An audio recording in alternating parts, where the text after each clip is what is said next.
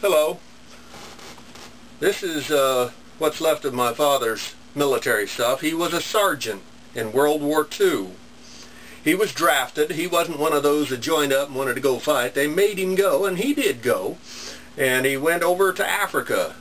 And he was one of the first troops over there, in fact.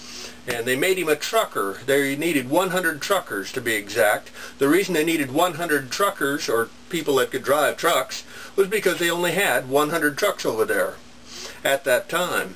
And so he was one of those people. And of course they loaded up fuel and explosives, and they would be taking them out in the desert, and the desert was full of landmines, and German planes scraping them. And they were trying to get to Patton's tanks before they got blew up. Dad said he saw tanks come at him too, but he said, I saw trucks blown up ahead of me and behind me.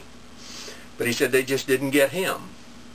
Dad had a lot of bad stories, to say the least, as he went through Africa, up to Sicily, and through Italy under Patton.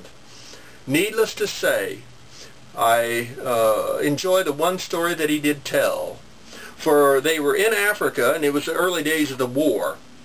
General Patton had decided that he needed some new or more booze, and so he had a plane flown from the United States clear full of booze for him and his brass buddies. Well, it landed near an air base where the 100 truckers were. You're getting ahead of me. Yes, the booze disappeared, and it was quite evident that the 100 truckers had stolen the booze. Well, Patton had him arrested and had him put in rows on the tarmac there at the air base.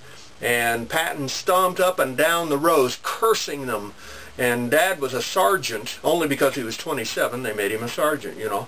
And but he said that you haven't lived until you've had a general screaming at you 3 inches from your nose, stomping up and down the rows, cursing all the men. Some of the men thought they were going to be killed for it. Finally, Patton said 90 days in the brig, and he stomped off. When he had left, their direct commander turned to them, and he said, Patton is an idiot.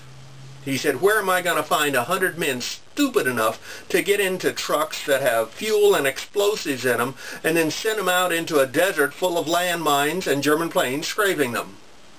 But he said, if you ever steal Patton's booze again and I don't get any, he said, I'll put you all in the brig. He said, I don't care if we lose the war. The men, shocked at first and then realized what he was saying, started laughing, and they went over and got in the trucks and headed to the front lines. But that was the Patton story that my father had. He did not like him. They had a couple of run-ins through the years with him. But that was my father's most enjoyable story of getting by with stealing a plane load of booze.